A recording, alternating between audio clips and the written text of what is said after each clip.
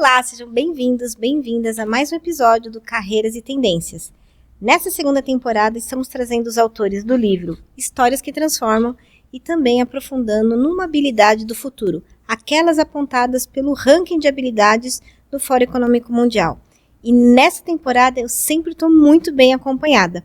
Hoje estou aqui com Roberta Toledo, que ela é a autora do capítulo 16, Eu, Você, Os Outros e Nossas Conexões.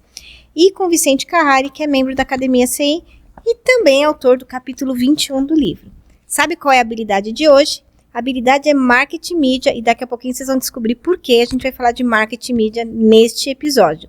E ela ocupa o 21º lugar do ranking de habilidades do profissional do futuro. Fica comigo que hoje a gente tem 3 blocos. A CI apresenta Carreiras e Tendências. Transformamos propósitos em carreiras e negócios. Carreiras e Tendências, por Rebeca Toyama. Capítulo 16. Eu, Você, Os Outros e Nossas Conexões. Roberta Toledo, seja muito bem-vinda, sua audiodescrição e conta para o nosso ouvinte quem é a Roberta na fila do pão. Quem é a Roberta na fila do pão? Tudo bem, Rê? Obrigada pelo convite.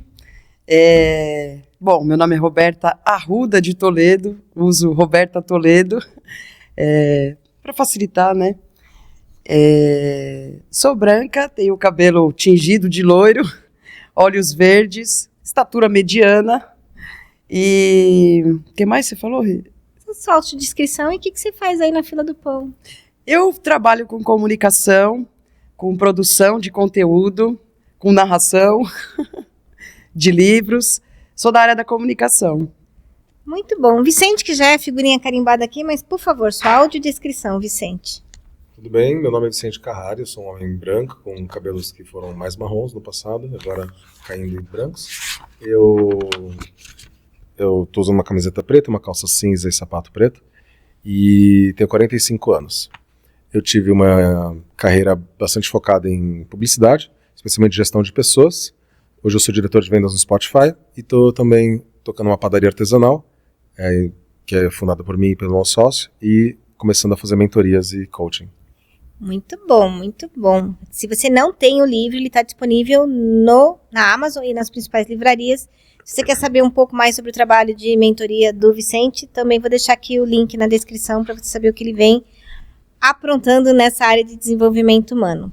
Mas olha só, capítulo 16, né?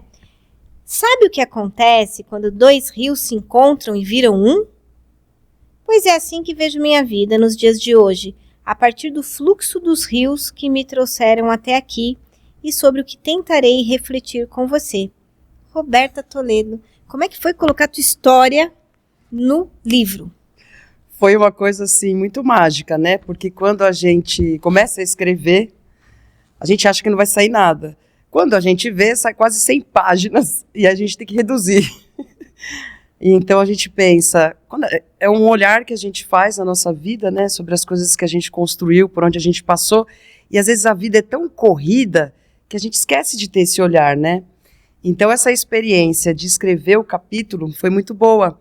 Porque aí eu consegui enxergar, materializar assim na minha frente as coisas que eu fiz, os caminhos que eu fui tomando. Então foi muito bacana isso. Os rios, né, que eu fui percorrendo, que depois se juntaram, viraram mar.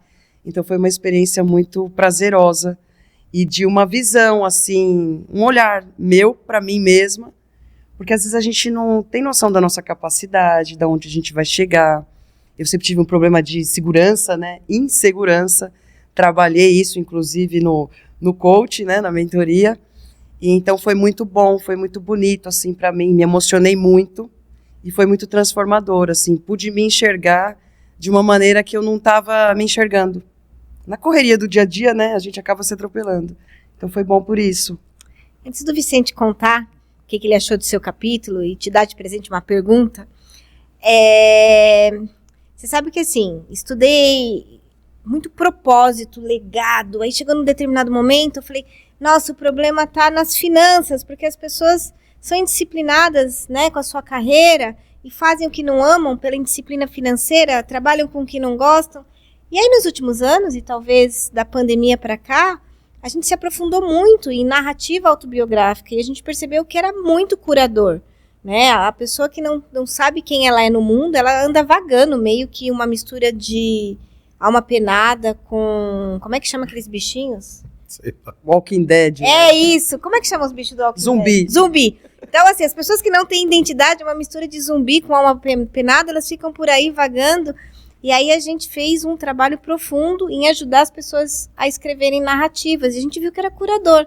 Então, na tua fala me lembrou isso. O quanto que a gente se dedicou, né, a ajudar as pessoas a encontrarem sua identidade. E tem que passar pela escrita. Você tem que pôr lá no papel e assumir quem você é. Né? E quanto mais sintético, mais intensa a experiência. E eram 10 páginas, né? E o que você achou do capítulo dela aí, Vicente? Você quer uma nota de 0 a 10? Você quer uma cor favorita? Ai, que medo. Eu estou fazendo com a moça. Eu achei que foi muito genuína, né? Muito aberto, assim, né? Você colocou toda a sua história lá. É interessante como você às vezes deixa uma indireta, assim, de alguma coisa talvez, né, que você não escreveu, mas você omitiu, escreveu de um jeito mais sutil. E acho que muito bonito como a sua metáfora de rios é exatamente o seu texto, né? Porque muita gente tem a ilusão de controle da carreira, né? E acha que a carreira vai acontecer exatamente como planejado. E outras pessoas se jogam e deixam o vento levar como um saco plástico jogado no ar. E acho que sua metáfora do rio é bonita, porque você pode ter opções quando você navega um rio, mas ele é um pouco inexorável, ele vai indo, né? Se você não decidir, ele decide por você. E eu queria até, essa seria a minha pergunta para você, né? Como é que você vê isso? Tudo que a gente faz é planejado, a gente tem que saber aproveitar os momentos, né? Então, acho que é isso que eu queria mais entender do seu texto, assim, como é que esses rios vão te levando e você vai tentando também sobreviver às correntezas. Eu acho que eu sou uma mistura de tudo isso, assim. Eu nunca fui muito de me planejar. Sempre tive meus sonhos, claro, sabia onde eu queria estar, mas nunca fui muito de me planejar. E acho que o universo conspira a favor, né? Quando a gente move alguma coisa, o universo vem junto. Acredito muito nisso. Então, assim, as conexões que eu fiz foram me influenciando, além da carreira do meu pai, que foi um grande influenciador, outras pessoas também me influenciaram. Então, essa coisa do rio que vai te levando, mesmo que seja solto, você vai se direcionando. Isso, para mim, sempre me direcionou, assim. Mesmo eu não me planejando, a minha base sempre foi trabalhar. Eu não consigo ficar sem trabalhar, sem fazer algo, e assim, não me importava qual que era o retorno que eu ia ter financeiro daquilo, por exemplo. Eu tinha que estar causando alguma coisa, fazendo alguma transformação, aprendendo alguma coisa. Então esse rio, ele é solto, mas ele também tem uma estrada, né, a seguir. Então, eu acho que é um mix de tudo isso, assim. Eu fui solta, mas as coisas foram me conduzindo.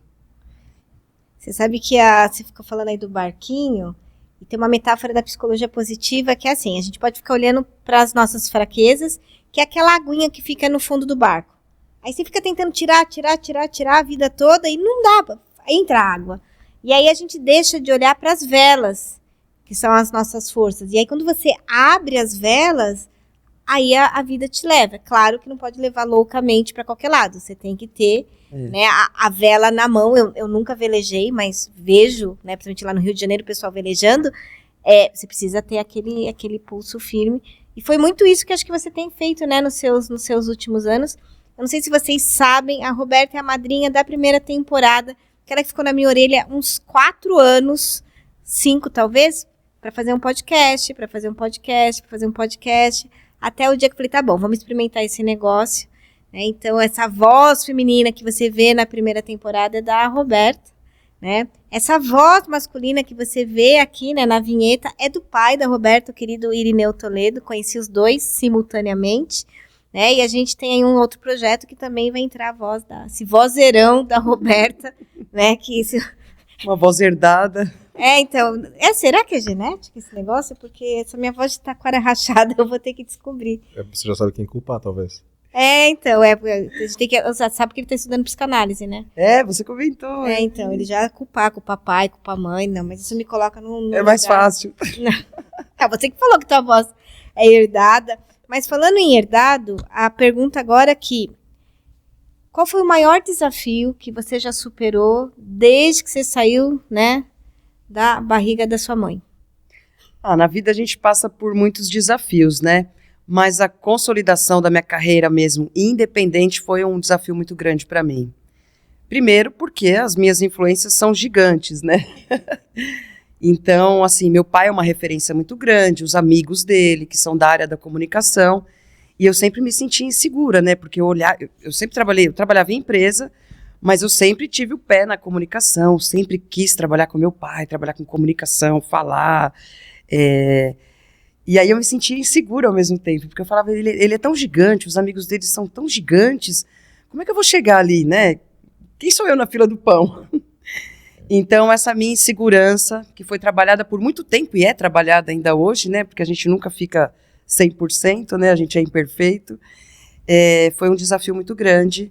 Mas hoje, vou fazer 42 anos, eu me sinto, assim, completamente transformada, tenho mais segurança no que eu faço, né? Tenho mais protagonismo, eu quero dizer. Porque eu também embarcava no mesmo barco. Por exemplo, a primeira propaganda que eu fui gravar, que eu lembro, foi com o meu pai, da Scania, eu não acreditava. Eu falava, não, eles pegaram minha voz, porque eu sou filha do Irineu. Eu tô indo fazer isso porque eu sou filha do Irineu. Enquanto não apareceu lá no YouTube da Scania, eu não falei, não, eu tô lá porque minha voz é boa. Porque eu passei no casting, então coincidiu de ter sido com a voz do meu pai. Eu demorei muito para aceitar isso. Eu sempre achei que as coisas aconteciam porque eu era filha do Irineu, entendeu? Por quê? Porque eu sempre tive portas abertas. Graças a Deus, em todos os ambientes que eu fui, meu pai abriu a porta para mim. Eu chegava nos lugares, eu nem falava que eu era filha dele. Nem precisa. Mas quando as pessoas ficavam sabendo, não, você é filha do Irineu, não, vem cá. Então eu não pagava curso. Eu sempre tive muitas oportunidades. E depois eu tive que manter essas portas abertas também, né? Que é o mais importante, né? Se eu fosse ruim também eu tinha saído, né? Então foi uma superação muito grande para mim, ainda em alguns momentos ainda me sinto insegura, né? Mas hoje muito mais protagonista do que eu faço, com muito mais know-how, né? Muito mais avançada, mas foi um desafio muito grande para mim, assim. Eu passei muita noite em claro, eu gosto muito de estudar, e assim, às vezes na teoria é uma coisa, e na prática é outra, principalmente ao se comunicar, né? É muito difícil. Eu fico imaginando aqui, eu sempre vou traçando paralelos, né, entre a minha direita e a esquerda. Você foi filho de professores, né? Uhum, Como é que é ser filho de professor? Ó, filho de uma referência do mercado, filho de professor. Quando você tem pais que você admira muito, né? Não só como pais, né? Imagino que cada um tem a sua história, mas profissionalmente. Eu ia com meu pai na escola, e aí todo mundo, professor, e aí, professor Osni, não sei o que lá, isso aqui é seu filho, pô, né, cuidado com seu pai aí, você já sabe física também e tal. E às vezes ele não podia me levar pra casa, eu assistia a aula com ele. Ele fazia piadas, ele dominava aquilo, então você via e falava, cara, eu quero algum dia poder ter um trabalho que eu faço que nem ele faz, assim, né, com essa magistralidade. E também você vê uma outra pessoa que não é o seu pai, né, e até uma pessoa até mais incrível, né, porque o seu pai tem cargas pesadas, né, positivas, negativas, muita história. Quando você vê ele naquela profissão, né, no auge da carreira, é sempre um impacto. Você, às vezes, andando na rua, de uma pessoa de 30 anos, fala, professor Osni, né? Então, é muito difícil preencher esses sapatos gigantes, né? Acho que o Irineu deve ter sido bem difícil também. Mas você, uma hora, consegue entender, né? O quanto você realmente pesa, né? O quanto você realmente mede e consegue se separar, assim, né? Mas, às vezes, demora bastante tempo mesmo. Acho que aos 42 já dá, né? Não, já dá, mas sempre ficam os resquícios, né? Não, e ser mãe, assim, e aí vem aqui meu convite, se você ainda não comprou o livro, compre. Porque, assim, no podcast a gente não consegue trazer todos os detalhes, seja da história do Vicente, seja da Roberta, porque aí tem a Isha, né? Eu acho que os filhos, eles ajudam a gente a amadurecer, né? De um jeito ou de outro, né? Tem os amores vividos e os amores não vividos, que também ajudam a gente a amadurecer. Então, a gente vai sendo esculpido, né? Pela vida, mas não vai dar pra gente contar tudo isso, porque lembra, a gente quer que são 3 blocos de 15 minutos, para a gente ter uma fluidez. Eu vou já deixar você curioso para o próximo bloco, que é falar sobre habilidade de marketing mídia. Eu estou com 2 feras aqui que estão colaborando e construindo com esse mercado, então é por isso que eu escolhi essa habilidade para falar hoje. Então aguardo você no segundo bloco. Acreditamos no potencial humano. São as pessoas que podem transformar o mundo. Carreiras e Tendências, por Rebeca Toyama. Realização: Academia de Competências Integrativas.